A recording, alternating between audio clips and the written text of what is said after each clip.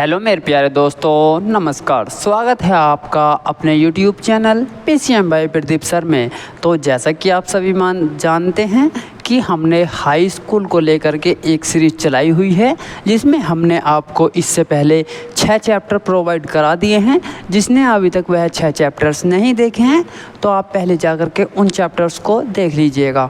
तो आज हमारा इस सीरीज़ को लेकर के 7वां दिन है और हमारा ये 7वां ही चैप्टर चल रहा है।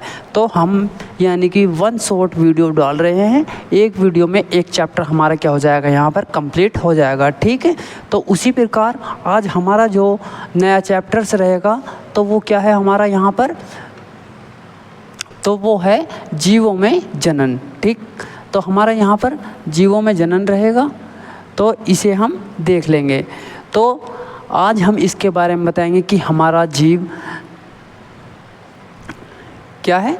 तो हमारे यहाँ पर जीवों का जनन किस प्रकार हुआ और यहाँ पर यह पीढ़ी दर पीढ़ी कैसे चलते हैं। जैसे कि हमारा मनुष्य का जन्म हुआ था, पहले क्या था, वह आदि मानव था।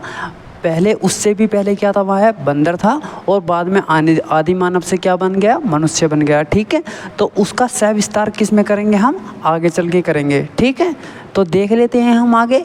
तो आगे चलते हैं हम। तो आज हमारा जो चैप्टर्स रहेगा तो वो हमारा काफ़ी मोस्ट इम्पोर्टेंट चैप्टर है, जो कि हमारा इसमें काफ़ी पूछा भी जाता है। ठीक है, तो अब हम देख लेते हैं इसमें अपना सबसे पहले यह कौन सा चैप्टर है हमारा, तो ये है हमारा चैप्टर नंबर 7। ठीक, तो उसी प्रकार यहाँ पर चैप्टर नंबर 7 है और इसका नाम क्या है हमारा यहाँ पर, जीवों में जनन। ठीक, तो अब हम देख लेते हैं हमारा यहाँ पर सबसे पहले जीवों में जनन। तो वह प्रक्रिया जिसमें क्या है, हमारे जीव अपने नए जीवों को क्या करते हैं, यहाँ पर जन्म देते हैं। तो यानी कि यहाँ पर जीव हमारे किन्हीं नए जीवों को जन्म देते हैं। यह जीव की क्या होती है, एक आवश्यक क्रिया होती है, जिसमें प्रजातियां समय के साथ क्या रहती हैं, हमारे यहाँ पर जीवित रहती हैं और क्या हो, और यहाँ पर क्या होती है, यहाँ पर विकसित होती हैं। ठीक उसी को क्या कहते हैं हम यहाँ पर जीवों में जनन कहते हैं। यह जो है, आखिर हमारा एक छोटा सा क्वेश्चन उठता है कि जीव हमारे जनन क्यों करते हैं। तो यानी कि ऐसी क्या आवश्यकता पड़ रही है जो यहाँ पर जीव जनन कर रहे हैं। तो जीव जनन क्यों करते हैं, तो यानी कि जैसे कि हमारी पीढ़ी है, तो मैं चाहता हूँ कि हमारी पीढ़ी और आगे चले और फिर वो पीढ़ी चाहेगी कि हमारी पीढ़ी और आगे चले। तो यानी कि पीढ़ी दर पीढ़ी को बढ़ाने के लिए क्या करते हैं, यहाँ पर जीव क्या करते हैं, जनन करते हैं। ठीक उसी प्रकार, क्योंकि जीवों का क्या है, जीव अनंत नहीं होता। तो यानी कि जीव जो होते हैं वह कोई भी अमर नहीं होते।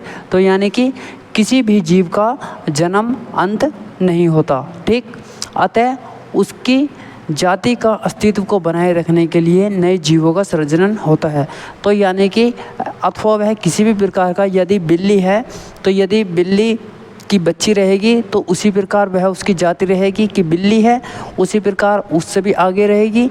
तो यानी कि वह बिल्ली कुत्ता तो नहीं बन जाएगी, रहेगी बिल्ली। तो उसी प्रकार वह जाति यानी कि पीढ़ी दर पीढ़ी बनाए रखने के लिए क्या करते हैं, यहाँ पर हमें यहाँ पर जीवों की जनन की आवश्यकता पड़ती है। ठीक, तो अब हमारा यहाँ पर एक मोस्ट इम्पोर्टेंट फैक्ट है, तो वो क्या है, सभी जीव क्या करते हैं, हमारे यहाँ पर जनन करते हैं।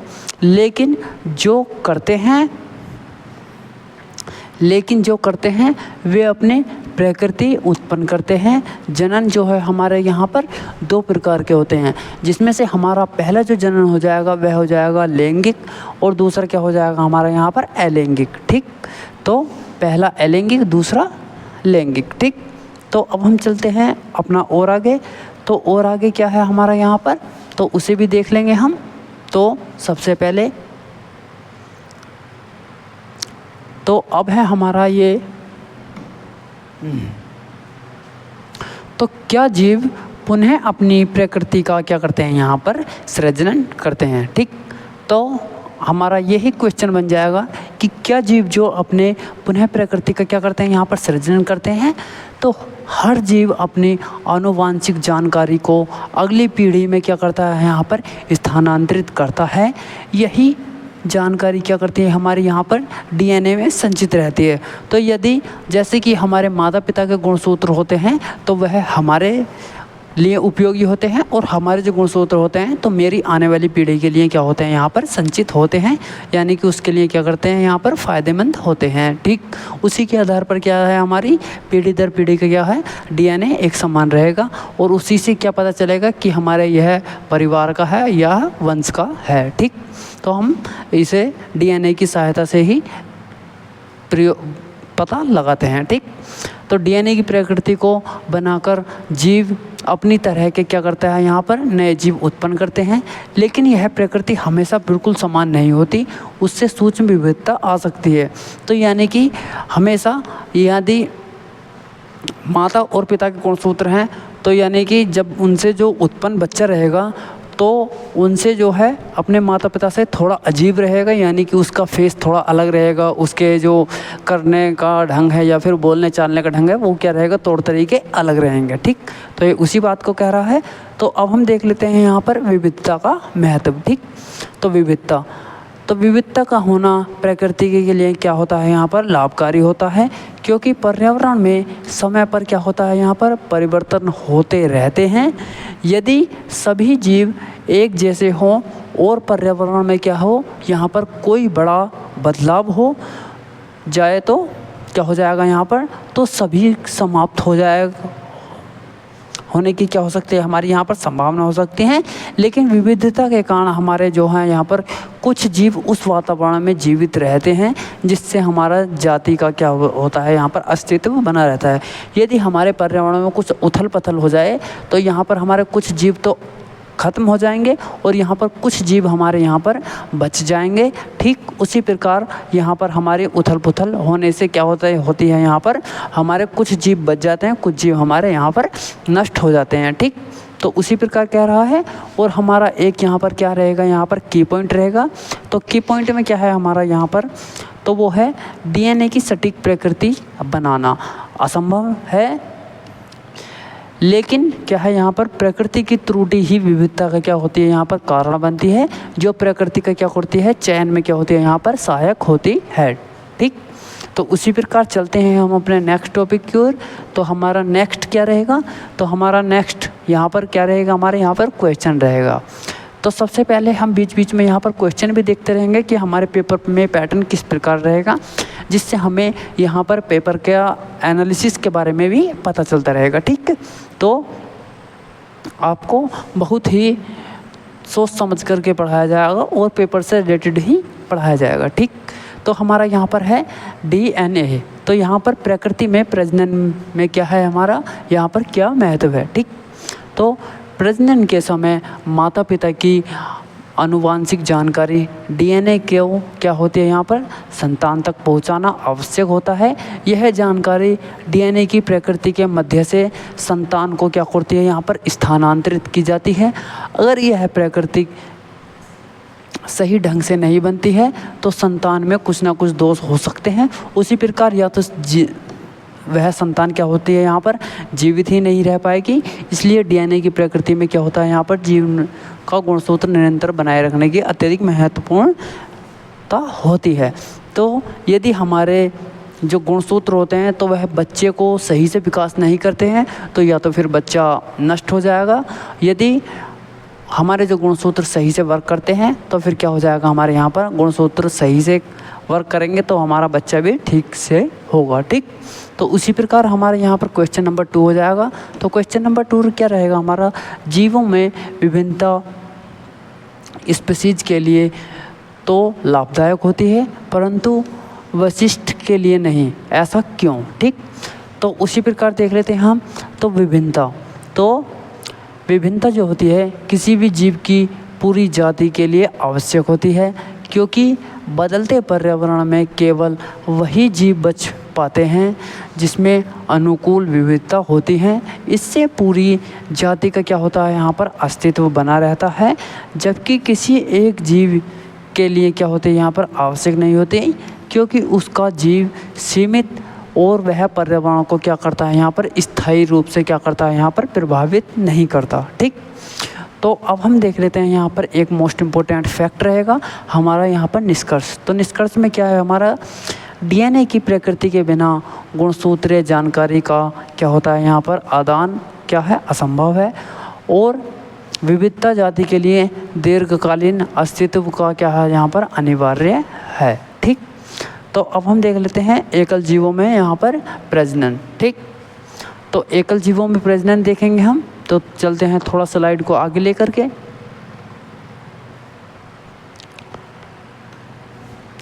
तो अब हम देख लेते हैं यहाँ पर एकल जीवों में प्रजनन। ठीक, तो एकल जीव कौन कौन से होते हैं हमारे यहाँ पर, जैसे अमीबा हो जाएगा, पैरामीशियम हो जाएगा, और क्या हो जाएगी हमारे यहाँ पर यूग्लिना हो जाएगी। तो ये क्या है हमारे यहाँ पर अमीबा, पैरामीशियम और यूग्लिना, ये क्या है हमारे एक जीव के यानी कि एक क्या है एक कोश के जीव हैं। तो यह हमारे एक नंबर क्वेश्चन में भी पूछ लेता है कि हमारे उस प्रकार के यानी कि एक कोश के जीवों के नाम बताइए। तो हम सबसे पहले बता देंगे अमीबा, पैरामीशियम और यूग्लिना। ठीक, तो आप इन्हों का थोड़ा सा ध्यान रखिएगा, ये हमारे एक नंबर यानी कि मल्टीपल चॉइस में भी पूछ लिए जाते हैं। ठीक, तो एक कोश के जीव अमीबा, पैरामीशियम और यूग्लिना आदि अपने जीव चक्र में किसी अन्य जीव की सहायता से बिना स्वयं ही अपनी प्रकृति को बना सकते हैं। इसे क्या बोलते हैं हम यहाँ पर अलैंगिक कहते हैं। इस प्रकार के जनन को केवल एक ही माता पिता होता है। ठीक है, तो हमारे इस प्रकार के जो पौधे होते हैं तो ये ज़्यादातर जो पाया जाता है ये पौधों में ही पाया जाता है। तो यह एक ही प्रकार के होते हैं, तो एक ही पुष्प होता है, यानी कि कुछ पुष्प बोल सकते हैं या फिर कुछ भी बोल सकते हैं। तो एक के अंदर ही इसमें मेल का जेंडर भी रहेगा और फीमेल का जेंडर भी रहेगा, यानी कि जो काम हमारे माता पिता यानी कि दो व्यक्ति करते हैं उसका काम ये एक ही करता है, माता भी और पिता दोनों भी एक हैं। ठीक, तो उसी प्रकार यहाँ पर विशेष तथ्य रहेगा हमारा एकल जीवों में प्रजनन का सबसे सामान्य तरीके।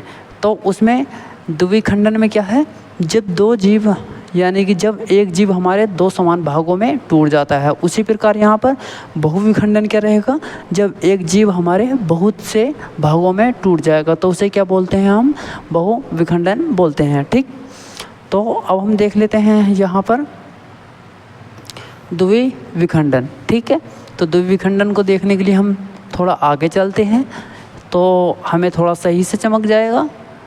सही, तो अब है हमारा यहाँ पर द्विविखंडन। ठीक, तो इस प्रक्रिया में एक कोशिका दो समान पुत्र कोशिकाओं में क्या होती है यहाँ पर विभाजित हो जाती है। इस प्रक्रिया में अनुकूल परिस्थितियों में होती है। तो ये प्रक्रिया जो होती है हमारे यहाँ पर ये अनुकूल परिस्थिति में होती है, जिसके कारण उदाहरण अमीबा द्विविखंडन रूप में क्या होती है यहाँ पर देखा जा सकता है। उसी प्रकार यहाँ पर डीएनए की प्रकृति हमारे यहाँ पर क्या रहती है यहाँ पर बनी रहती है, और कोशिका झिल्ली के बीच भी क्या होता है यहाँ पर विभाजित हो जाती है और यह दो समान अमीबा हमारे बन जाते हैं। ठीक, तो अब हम देख लेते हैं यहाँ पर द्विविखंडन की विशेषताएं और द्विविखंडन। ठीक, तो हमारे यह कितने भागों में हो जाती है इसकी विशेषता, यानी कि यह दो भागों में टूट जाती है। और इसका उदाहरण क्या हो जाएगा यहाँ पर अमीबा, और क्या होता है हमारा यहाँ पर पैरामीशियम। ठीक, इसकी प्रकृति कैसी रहेगी हमारे यहाँ पर अनुकूल परिस्थिति। ठीक, तो अब हम देख लेते हैं यहाँ पर बहुविखंडन। तो ये क्या देख लिया हमने, द्विखंडन देख लिया। अब हम देख लेते हैं इसका बहुखंडन। ठीक, तो बहुखंडन में क्या है तो उसे भी देख लेंगे हम।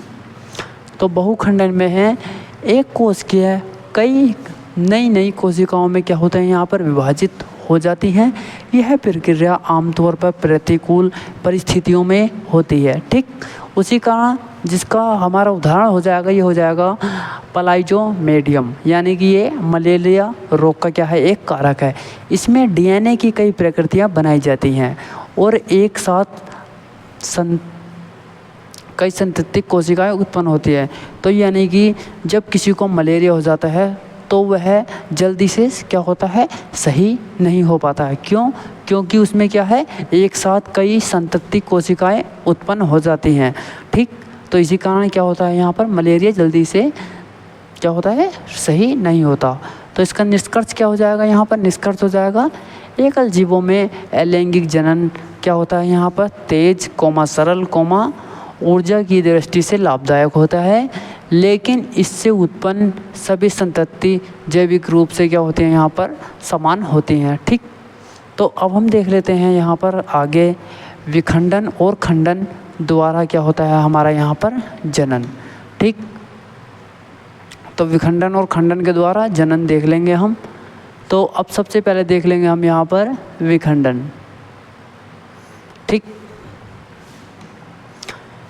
तो विखंडन में है हमारा यहाँ पर वह प्रक्रिया, यानी कि यह प्रक्रिया एकल कोशिकाओं में पाई जाती है, जैसे अमीबा, पैरामीशियम और प्लाज्मोडियम। ठीक, उसी प्रकार इसमें जीव की कोशिका विभाजित होकर दो या दो से अधिक क्या होती है, अधिक जीवों में निर्माण करती है, या फिर जीवों में क्या कर जाती है, यहाँ पर टूट जाती है। ठीक, उसी प्रकार द्विखंडन क्या है, जब एक जीव हमारे दो समान भागों में टूट जाता है।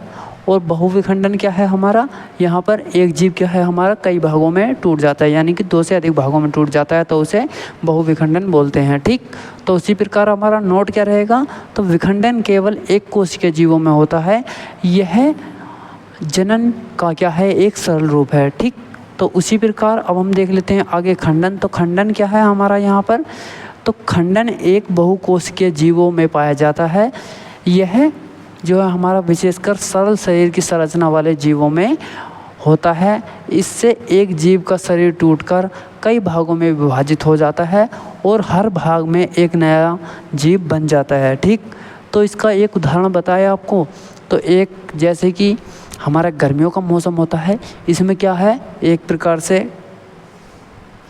प्रकार का जीव होता है जिसे हमारी भाषा में क्या बोलते हैं, पट बीजना बोलते हैं। ठीक, तो पट बीजना क्या होता है, उसमें यानी कि कितने ही टुकड़े कर लो आप, जितने टुकड़े करोगे इतने ही टुकड़ों में क्या बनेगी, उसकी लाइट बलती रहेगी और वह लाइट जल्दी से नहीं बुझती। ठीक, तो ये उसी प्रकार का है, तो इसे देख लेंगे हम। ठीक, तो अब हम देख लेते हैं और आगे। तो और आगे क्या है हमारा यहाँ पर, विखंडन। क्या चल रहा है हमारा यहाँ पर, खंडन। तो ध्यान देने योग्य एक पॉइंट है, तो खंडन केवल तब संभव होता है जब हर खंडन भाग में क्या होती है हमारे यहाँ पर पर्याप्त कोशिकाएं और क्या होती हैं, विकास की क्षमता होती है। ठीक, तो अब हम चलते हैं और आगे, यानी कि तुलना तालिका विखंडन और क्या है, बेनाम खंडन। ठीक, तो इसे भी देख लेते हैं हम यहाँ पर। तो ये हो जाएगी हमारी, यहाँ पर बिंदु हो जाएंगे, यहाँ पर वो, यहाँ पर क्या हो जाएगा, विखंडन हो जाएगा, यहाँ पर क्या हो जाएगा, खंडन हो जाएगा। ठीक है, तो इसे देख लीजिए आप। हम चलते हैं थोड़ा सा आगे। अब हम देखते हैं पुनरुद्भवन। ठीक, तो पुनरुद्भवन क्या होता है हमारा, थोड़ा सा हम इसे भी समझाते देते हैं। ठीक है, तो पुनरुद्भवन वह प्रक्रिया है जिसमें कई जीव अपने शरीरों को किसी कटे या टूटे भाग को क्या करते हैं, यहाँ पर पुनः एक नया जीव उत्पन्न कर लेते हैं। तो यानी कि यदि हमारा हाथ कट जाए या फिर उंगली कट जाए, तो हमारा उसे घाव को भरने का जो कार्य करता है, तो वो क्या करता है, वो हमारा क्या कहलाता है, पुनरुद्भवन कहलाता है। यानी कि पुनरुद्भवन यानी कि पहले जैसा ही करना। ठीक, तो पुनरुद्भवन कहलाता है। ठीक, उसी प्रकार यहाँ पर यह प्रक्रिया कुछ सरल बहुकोशिकीय जीवों में देखी जाती है, जैसे कि यह हो जाएगा हमारा प्लेनेरिया और हाइड्रा आदि। ठीक, तो इस प्रक्रिया क्या कहेंगे हम, पुनरुद्भवन कहते हैं। ठीक, पुनरुद्भवन कहते हैं। तो इससे यदि जीव का शरीर दो या दो से अधिक भागों में कट जाए, या तो हर भागों से एक पूर्ण जीव विकसित हो सकता है। बरसते हर भाग में कुछ विशेष क्या होती है हमारे यहाँ पर कोशिकाएं मौजूद हो जो क्या होती हैं यहाँ पर विभाजित होकर पूरे शरीर को क्या करते हैं यहाँ पर बना देती हैं। ठीक, तो यहाँ पर हमारी विशेष जानकारी रहेगी पुनरुत्वन जो है हमारा हर जीव में नहीं होता, यह केवल उन्हीं जीवों में संभव है जिनकी कोशिकाएं हमारी विशेष प्रकार की कोशिका विभाजन क्षमता को रखती हैं। जैसे कि हमारा यहाँ पर क्या हो जाएगा, यहाँ पर प्लेनेरिया, हाइड्रा और क्या होती है यहाँ पर स्टारफिश। ठीक, तो अब हम देख लेते हैं यहाँ पर पुनरुद्भवन बेनाम सामान्य अंगों का क्या होता है यहाँ पर पुनः निर्माण। ठीक, तो अब हम चलते हैं और आगे। तो हमारे यहाँ पर क्या है, कुछ ध्यान देने योग्य क्या है यहाँ पर पॉइंट हैं, तो उन्हें भी हम देख लेंगे एक झलक। ठीक, तो यहाँ पर ध्यान देने योग्य ध्यान देगी पुनरुद्भवन पर जो है घाव भरना अलग प्रक्रिया है। उदाहरण, मानव शरीर में त्वचा का घाव भर जाता है लेकिन उससे नया व्यक्ति नहीं बनता, जबकि कटा भाग पूरा नया बन सकता है, जैसे सच्चा पुनरुद्भवन। तो इसमें हम अंतर भी देख लेंगे, पुनरुद्भवन और घाव भरना। ठीक है, तो नया जीव बनता है, पुनरुद्भवन में क्या होता है हमारा यहाँ पर एक नया जीव बनता है, लेकिन घाव भरना में सिर्फ जो है हमारा नया जीव नहीं बनता, खाली क्या हुआ है एक अंग कटा हुआ वो ही भरता है। तो प्लेनेरिया, हाइड्रा में क्या है होता है हमारे यहाँ पर मनुष्य और क्या होते हैं यहाँ पर स्तनधारी होते हैं। उसी प्रकार जनन प्रक्रिया मानी जाती है, इसमें क्या होती है हमारी जनन प्रक्रिया होती है, इसमें क्या है जनन नहीं होता और यहाँ पर सिर्फ मरम्मत होती है। तो जब हमारा घाव भरता है तो इसमें जन्म कोई नहीं होता, खाली क्या होता है यहाँ पर घाव भरता है, यानी कि सिर्फ मरम्मत होती है। ठीक, और इसमें क्या होता है हमारा यहाँ पर जनन होता है। ठीक, तो चलते हैं हम और आगे। तो मुझे लगता है आप सभी को पढ़ते हुए काफ़ी आनंद महसूस हो रहा होगा। यदि आप सभी को यह क्लास अच्छे से पसंद आ रही हो तो आप वीडियो को लाइक और चैनल को सब्सक्राइब कर लीजिए, ताकि आपको यहाँ पर 10th class and 12th class and क्या है यहाँ पर BSc की प्रॉपर क्लास जो है यहाँ पर चलती रहती हैं, तो जिससे आपको वही सभी क्लास के क्या हो जाएंगे नोटिफिकेशन पहुँच जाएंगे। ठीक है, तो आप जल्दी से इसे चैनल को कर लीजिए सब्सक्राइब। ठीक, तो अब हम देख लेते हैं यहाँ पर कायिक प्रावधान। तो कायिक प्रावधान क्या है हमारे यहाँ पर, तो एक प्रकार का यह क्या है एक अलैंगिक जनन है, जिसमें पौधों के शरीर के किसी भाग जैसे जड़, तना या पत्ती से एक नया पौधा उत्पन्न होता है। इस प्रक्रिया में बीज का प्रयोग नहीं होता। कायिक प्रवर्धन प्राकृतिक रूप से भी हो सकता है, जैसे आलू, अदरक, गुलाब आदि, और कृत्रिम रूप से जैसे कटिंग, ग्राफ्टिंग या फिर लेयरिंग आदि विधियों के द्वारा। ठीक, तो ये क्या होता है हमारा कायिक प्रावधान के कारण ही होता है, जिस कारण यानी कि हम गुलाब की टहनियों से गुलाब के पौधे बनाते हैं, तो ये क्या हो जाएगा हमारा कायिक प्रावधान के अंतर्गत ही आ जाएगा। तो ध्यान देने योग्य कुछ पॉइंट्स हैं हमारे यहाँ पर। इस विधि में नया पौधा मूल पौधों की प्रकृति होता है, अर्थात उसमें नया आनुवंशिक विभिन्नता नहीं होती। ठीक, प्रकृति कायिक प्रावधान का क्या है एक उदाहरण है। ठीक, तो अब हम चलते हैं और आगे थोड़ा। तो और आगे क्या है हमारा यहाँ पर अंग और क्या है उदाहरण रहेंगे, यानी कि कैसे। तो सबसे पहले हमारा अंग, फिर क्या है उदाहरण, फिर क्या है हमारा कैसे, तो इसे भी देख लेंगे हम। तो सबसे पहले अंग में क्या रहेगा हमारा, ये रहेगा हमारा तना। ठीक, तो तने में क्या रहेगा हमारा आलू रहेगा, अदरक रहेगा और प्याज रहेगा। ठीक, और यहाँ पर संवर्धित तने से क्या होता है हमारा एक नया पौधा बनता है। ठीक है, तो यदि हम आलू को बो दें तो नया पौधा बन जाएगा, अदरक को बो दें तो नया पौधा बन जाएगा, और प्याज को बो दें तो भी नया पौधा बन जाएगा। उसी प्रकार जड़ वाला क्या है, जैसे कि गाजर हो जाएगा, शकरकंद हो जाएगा। तो ये क्या है भंडारण जड़ों में क्या होते हैं हमारा यहाँ पर अंकुरण होता है। तो इसका अंकुरण कहाँ होता है, यानी कि इसकी पैदावार कहाँ होती है, जड़ों में ही होती है। ठीक, उसी प्रकार पत्ती, तो ये क्या होती है हमारी बायोफिल्म होती है, जिससे पत्तियों के किनारों में क्या होती है यहाँ पर अंकुर निकलते हैं। ठीक, तो हमारे यहाँ पर क्या होते हैं यहाँ पर पत्तियों के किनारे से अंकुर निकलते हैं। अब यहाँ पर कृत्रिम कायिक प्रावधान। ठीक, तो ये क्या है हमारे यहाँ पर कटिंग। तो कटिंग के कारण क्या होते हैं, गुलाब या फिर मनी प्लांट। उसी प्रकार ग्राफ्टिंग, तो ग्राफ्टिंग किस चीज़ की होती है, आम के पौधों की और नींबू के पौधों की। उसी प्रकार लेयरिंग, लेयरिंग किसकी होती है, चमेली के पौधों की और गुलाब के पौधों की। ठीक, अब हम देख लेते हैं की कॉन्सेप्ट। तो की कॉन्सेप्ट क्या है हमारे यहाँ पर, तो कायिक प्रावधान से उत्पन्न क्या है, हमारे पौधे त्वरित वृद्धि करते हैं और उत्पादन की क्षमता समान रहती है, और क्या है हमारे यहाँ पर बीजों की आवश्यकता नहीं होती है। ठीक, उसी प्रकार इसमें क्या होती है, यहाँ पर बीजों की आवश्यकता नहीं होती, यानी कि हम एक टहनी से दूसरा पौधा बना सकते हैं, फिर दूसरे की टहनी से तीसरा पौधा बना सकते हैं। तो यानी कि हमें यहाँ पर बीच में बीज की आवश्यकता नहीं पड़ती, हम टहनी से ही पौधा बना सकते हैं। ठीक, तो अब हम देख लेते हैं और आगे। तो और आगे क्या है हमारे यहाँ पर, उत्तक संवर्धन। तो उत्तक संवर्धन में देख लेंगे हम यहाँ पर ये क्या कह रहा है।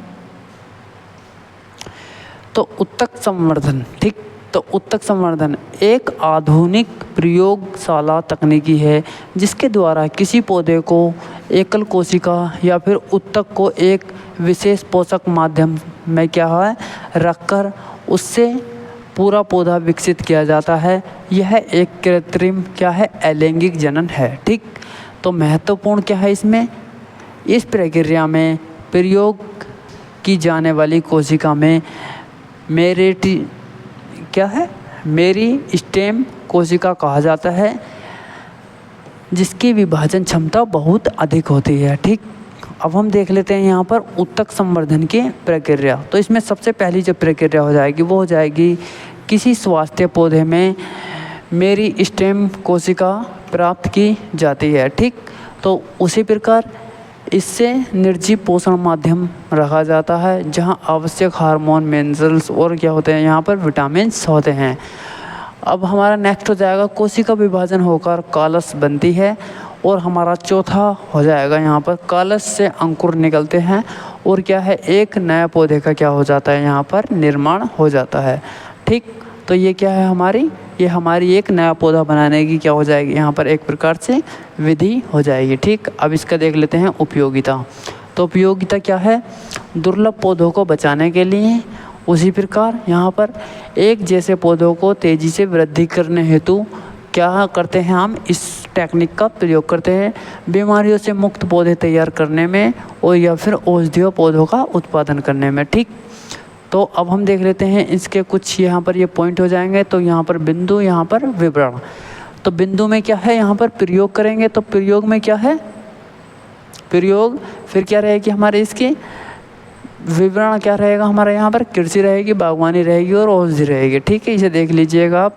अब हम देख लेते हैं इसका उदाहरण। तो उदाहरण में क्या है हमारा यहाँ पर इसका, तो उत्तक संवर्धन के मध्य से क्या होते हैं यहाँ पर आर्कटिक गुलाब, केले या फिर चिकित्सक पौधों के क्या होता है यहाँ पर बड़े पैमाने पर क्या किया जाता है यहाँ पर उत्पादन किया जाता है। ठीक, तो अब हम देख लेते हैं यहाँ पर बीजाणु समंगन।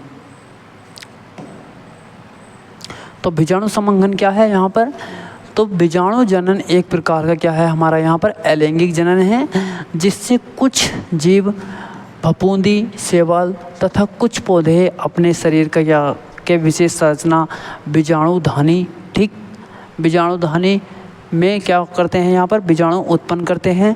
ये बीजाणु हवा में फैलकर अनुकूल परिस्थिति में मिलने पर एक नया पौधा बना लेते हैं। ठीक, उसी प्रकार ध्यान देने योग्य क्या रहेगी बात, बीजाणु बहुत हल्के, सूखे और मजबूत कवक वाले होते हैं।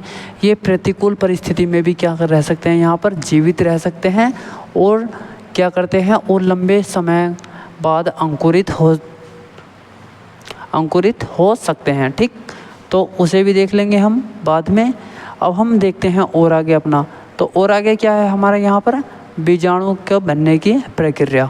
तो सबसे पहले जो हमारी प्रक्रिया रहेगी वो रहेगी जीव के शरीर में एक विशेष संरचना बीजाणुधानी बनती है। ठीक, तो हमारा यहाँ पर बीज रहता है, तो उस बीज के अंदर भी एक बहुत ही अधिक क्या रहती है, एक अलग सी संरचना बनती है, जिसके कारण क्या बनता है, एक न्यू पौधा बनता है, यानी कि न्यू पौधा डेवलपमेंट होता है। उसी के कारण इसके अंदर कोशिका विभाजन में कई बीजाणु बनते हैं। इसके विभाजन में भी क्या बनते हैं, कई सारे और वो बनते हैं। जब बीजाणुधानी फटती है तो क्या होते हैं यहाँ पर, बीजाणु हवा में फैलने लगते हैं, ठीक। और हमारा चौथा क्या रहेगा यहाँ पर, अनुकूल वातावरण में मिलने पर ये अंकुरित होकर नया जीव बना लेते हैं, ठीक। तो देख लेते हैं हम और आगे। तो और आगे क्या है हमारा यहाँ पर, बीजाणु जनन के उदाहरण हो जाएंगे, तो आप इन्हें देख लीजिएगा। और हमारा एक ये रहेगा, तो ये क्या है, बीजाणु जनन सरल एवं तेज प्रतिकूल परिस्थितियों में सुरक्षित रहता है। यह जनन प्रकृति सुरक्षित तरीके एवं विशेष रूप से फफूंदी और शैवालों में होता है, ठीक। तो अब हम देख लेते हैं अपने अभ्यास के प्रश्न। तो अभ्यास के प्रश्न क्या है हमारे यहाँ पर, तो इन्हें देख लीजिएगा और आपके सारे डाउट्स क्लियर हो जाएंगे, ठीक है। तो सबसे पहला हमारा क्वेश्चन है, द्विखंडन या फिर बहुखंडन किस प्रकार विभिन्न है, ठीक है। तो हमने क्या कहा था, द्विखंडन क्या है, जब एक से अधिक यानी कि जब हमारे एक जीव होते हैं वह अनेक जीवों में टूट जाते हैं तो क्या होता है, यानी कि दो जीवों में टूट जाते हैं तो द्विखंडन, और यदि अनेक में टूट जाए तो वहाँ पर बहुखंडन। तो उसी प्रकार द्विखंडन में एक जीव दो बराबर भागों में क्या हो जाता है, यहाँ पर विभाजित हो जाता है, जैसे कि हमारा क्या है, हमारे यहाँ पर अमीबा। तो बहुखंडन क्या है, तो एक जीव कई भागों में विभाजित हो जाता है, जैसे हमारा क्या रहेगा यहाँ पर प्लाज्मोडियम, ठीक। उसी प्रकार मुख्य अंतर क्या है यहाँ पर, द्विखंडन में दो नए जीव बनते हैं जबकि बहुखंडन में बहुत सारे नए जीव बनते हैं, ठीक। तो हमारा ये फर्स्ट क्वेश्चन हो जाएगा। दूसरा क्वेश्चन क्या है हमारे यहाँ पर, बीजाणु द्वारा जनन से जीव किस प्रकार लाभान्वित होते हैं, ठीक। तो इसे भी देख लेंगे हम। तो बीजाणु बहुत हल्के होते हैं और प्रतिकूल परिस्थितियों में भी लंबे समय तक यहाँ पर ये जीवित रह सकते हैं। वे हवा में फैलकर तेज़ी से नए जीव उत्पन्न कर सकते हैं और यहाँ पर इसका लाभ क्या रहेगा हमारे यहाँ पर, ये सुरक्षित रहते हैं, तेज़ रहते हैं और अनुकूल परिस्थिति में भी अंकुरण योग्य रहते हैं। तो यानी कि जब हमें नया पौधा उगाना हो तो उसके जो बीज होते हैं तो उन्हें हम बहुत समय तक रखकर और उसे बाद में भी प्रयोग में ला सकते हैं और बाद में भी अंकुरित कर सकते हैं, ठीक। तो अब हमारा तीसरा क्वेश्चन रहेगा। तो तीसरा क्वेश्चन क्या है, तो तीसरे क्वेश्चन को भी देख लेते हैं हम यहाँ पर। तो तीसरा क्वेश्चन है हमारा यहाँ पर, तो क्या आप कुछ कारण से सोच सकते हैं जिसमें क्या है हमारा यहाँ पर पता चलता हो कि जटिल संरचना वाले जीव पुनरुद्भवन द्वारा एक नई क्या करते हैं यहाँ पर उत्पन्न होते हैं, ठीक। तो उसे देख लेंगे हम यहाँ पर।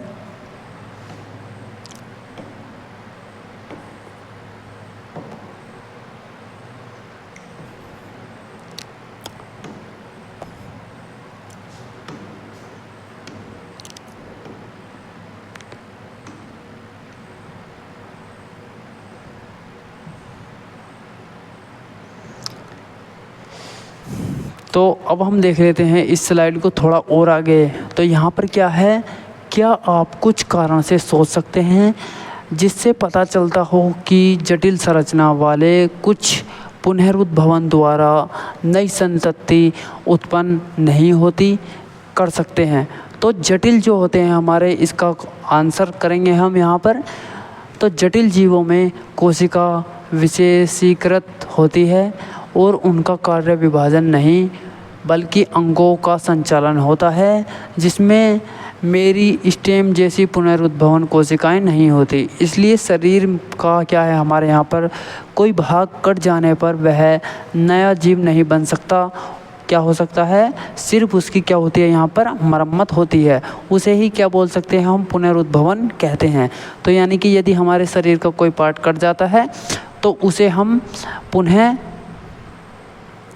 सही कर सकते हैं, यानी कि हम उसे मरम्मत कह सकते हैं, उसे पुनः जीव निर्माण नहीं बोल सकते, ठीक है।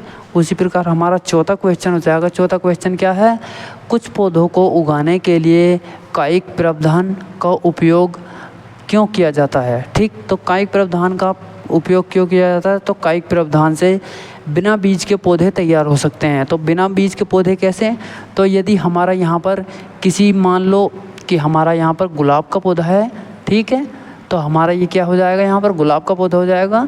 तो ये क्या हो जाएंगे, इसकी शाखा हो जाएंगे, ठीक है। तो तो ये इसके पत्ते हो जाएंगे। तो यदि हमें कोई नया पौधा बनाना हो, ठीक है, तो हम क्या करेंगे यहाँ पर, तो इसकी यहाँ से टहनी काटेंगे और यहाँ पर लगा देंगे, ठीक है। तो यदि यहाँ पर इसे इस प्रकार टहनी को लगा दें तो यहाँ पर क्या होएगा, हमारा यहाँ पर एक नई शाखा बन जाएगी। तो यहाँ पर एक नई हमारी, जिसे बोल सकते हैं हम यहाँ पर एक नई हमारी कलम बन जाएगी। तो ठीक उसी प्रकार यह बिल्कुल मूल पौधे जैसा ही गुणधर्म रखता है। तो यानी कि जैसा पौधा हमारा ये था वैसा ही पौधा क्या हो जाएगा, हमारा ये बन जाएगा बाद में, ठीक है। और यह तेज़ी से एक जैसे प्रकार का पौधन क्या है, एक जैसा उत्पादन करता है। तो यानी कि जैसा उत्पादन ये करेगा पौधा वैसा ही ये करेगा। उसी प्रकार जैसे कि इसमें हमारा गुलाब रहेगा, मनी प्लांट रहेगा, आलू रहेगा, पौधों को उगाने के लिए विभिन्न विधियाँ क्या की जाती हैं, यहाँ पर अपनाई जाती हैं, ठीक है। तो आप देखते भी होंगे कि हम पौधे की टहनी यदि हम गुलाब की टहनी काट करके उसे बो दें तो क्या हो जाएगा, हमारा यहाँ पर वह टहनी जम करके आ जाती है, ठीक उसी पौधे की तरह बन जाती है जैसे कि हमारा दूसरा पौधा होता है, ठीक। तो देख लेंगे हम और आगे। तो और आगे क्या है हमारा यहाँ पर, डीएनए की प्रकृति बनाना जनन के लिए आवश्यक क्यों है, ठीक। तो डीएनए तो जीव की आनुवांशिक जानकारी को संरक्षित करता है। जब कोई नया जीव बनता है तो उससे भी वही जानकारी होनी चाहिए, इसलिए जनन से पहले डीएनए की प्रतिलिपि बनती है ताकि नई संतति भी एक जैसी गुणों वाली हो, ठीक।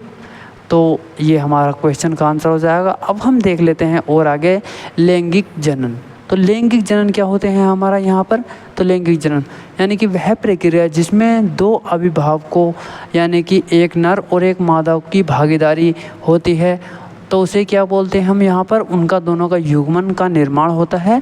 तो वह प्रक्रिया गेमीट के आपसी संयोग पर आधारित होती है। जैसे इसका उदाहरण हो जाएगा मनुष्य, जानवर, फूल वाले पौधे। तो यानी कि जब नर और मादा में आपस में मिलाप होगा तो इसका निर्माण यानी कि दूसरे जीव का निर्माण तभी हो पाएगा, ठीक। तो इसे ही क्या बोलते हैं हम यहाँ पर, लैंगिक जनन बोलते हैं, ठीक। तो हमारा यहाँ पर ध्यान देने योग्य एक पॉइंट है, तो ये लैंगिक जनन में आनुवांशिक विविधता उत्पन्न होती है, जिससे क्या हो जाती है यहाँ पर प्रजातियाँ समय के साथ अनुकूल कर पाती हैं, ठीक। तो देख लेते हैं हम और आगे। तो और आगे कौन सा है हमारे यहाँ पर, लैंगिक जनन के मुख्य चरण। तो लैंगिक जनन के मुख्य चरण क्या है हमारे यहाँ पर, गैमेट निर्माण। तो यहाँ पर क्या है, नर और मादा में गैमेट क्या है, गैमेट निर्माण बनते हैं। उसी प्रकार यहाँ पर निषेचन हो जाएगा। निषेचन क्या होता है यहाँ पर, नर और मादा में गैमेट्स का संयोग होकर युग्मज बनते हैं, ठीक। युग्मज का भ्रूण में विकास। तो युग्मज विभाजित होकर क्या होता है यहाँ पर, भ्रूण में क्या करता है यहाँ पर, निर्माण करता है, ठीक। उसी प्रकार भ्रूण में नवजात जीव, तो भ्रूण एक नया पूर्ण विकसित जीव बन जाता है, ठीक। उसी प्रकार पौधों में लैंगिक जनन। तो पौधों में लैंगिक जनन किस प्रकार होता है, तो पुष्पीय पौधों में फूल लैंगिक जनन का मुख्य अंग होता है, ठीक। तो यह पर नर भाग होता है। नर भाग को क्या बोलते हैं हम यहाँ पर, पुंकेश्वर बोलते हैं। उसी प्रकार मादा भाग को क्या बोलते हैं, स्त्रीकेसर बोलते हैं, ठीक। तो पुंकेश्वर क्या होता है, इसमें परागकण बनते हैं, और स्त्रीकेसर में क्या बनते हैं यहाँ पर, इसमें अंडाणु बनते हैं। परागकण और निषेचन के बाद क्या होते हैं हमारे यहाँ पर, फल और बीज बनते हैं, ठीक। तो यानी कि जब इन दोनों में आपस में क्रिया होती है तो यहाँ पर क्या बनते हैं हमारे, फल और बीज दोनों तभी बन पाते हैं, ठीक। और हम देख लेते हैं यहाँ पर घटक, फिर उनके कार्य, फिर उनका स्थान। तो सबसे पहले हमारा पुंकेश्वर। तो पुंकेश्वर क्या हो जाएगा हमारा, नरजीव यानी कि नर पौधा हो जाएगा। तो इसका क्या कार्य क्या है, ये परागकण बनाता है, और स्थान फूल का नर भाग, ठीक। उसी प्रकार स्त्रीकेसर। स्त्रीकेसर कौन सा है, यानी कि ये है फूल का मादा भाग। तो यह अंडाणु बनाता है, फूल का मादा भाग कहलाता है।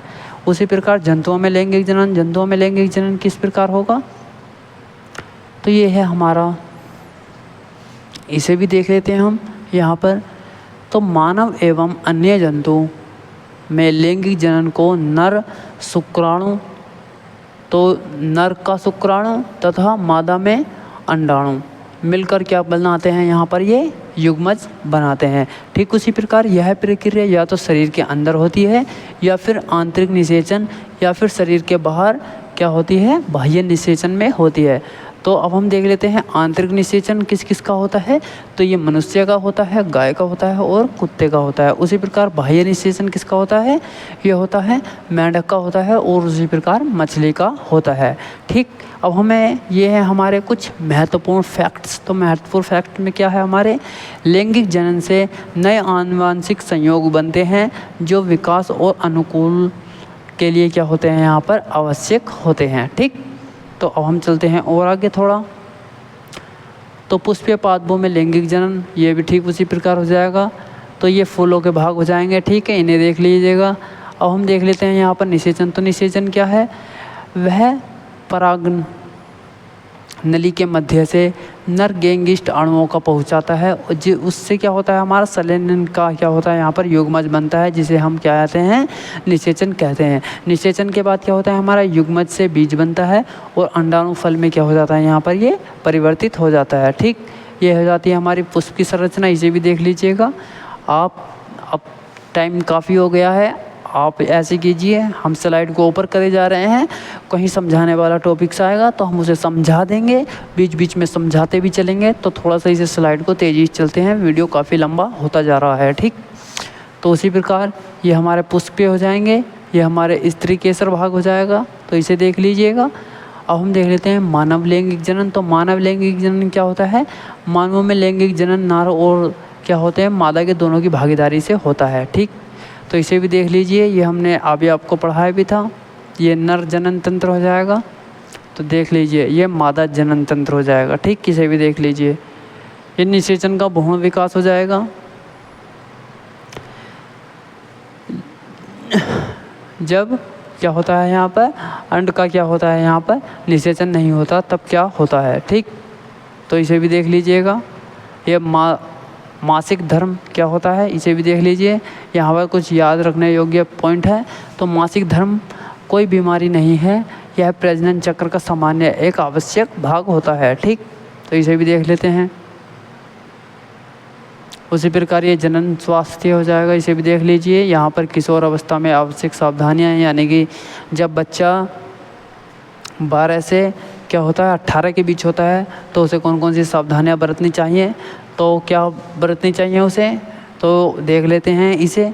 तो स्वच्छता का पालन करना चाहिए, फिर क्या होता करना चाहिए, संतुलित आहार लेना चाहिए, फिर मासिक धर्म के दौरान साफ सफाई को बनाए रखना चाहिए और यहाँ पर तंबाकू, शराब और नशे से दूर रहना चाहिए और यौन शिक्षा प्राप्त करनी चाहिए और भूखों से बचना चाहिए। ठीक, तो और आगे देख लेते हैं यहाँ पर यौन संचारित रोग, फिर क्या करते हैं, जनसंख्या नियंत्रण के उपाय, ये हो जाएंगे हमारे। ये हमारे जनन अध्याय से महत्वपूर्ण कुछ प्रश्न हो जाएंगे, तो इन प्रश्नों को भी देख लीजिएगा आप।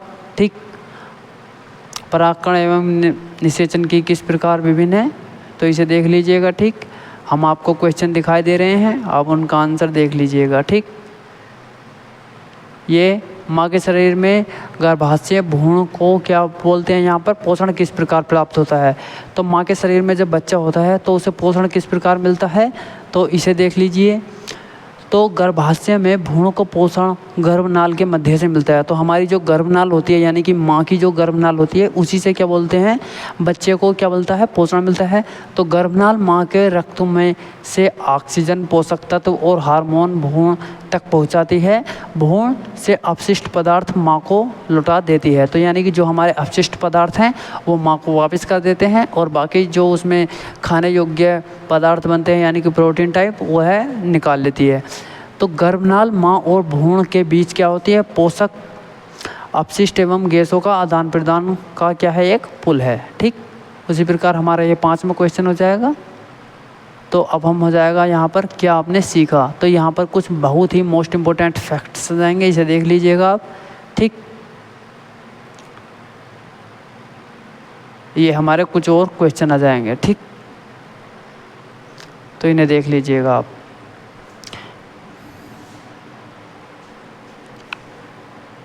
तो कैसी लगी आप सभी को यह वीडियो, तो यदि आप सभी को यह वीडियो पसंद आई हो तो प्लीज़ वीडियो को एक लाइक और चैनल को सब्सक्राइब कर लीजिएगा। और जो बच्चे इस बार क्लास 10th में आए हैं या फिर आने वाले हैं तो उन्हें यह वीडियो ज़रूर से शेयर कीजिएगा ताकि उन बच्चों का भी भला हो सके। तो यहाँ पर आपको 1 शॉर्ट वीडियो पढ़ाई जा रही है। तो फिर मिलते हैं किसी नेक्स्ट वीडियो के साथ, तब तक के लिए धन्यवाद।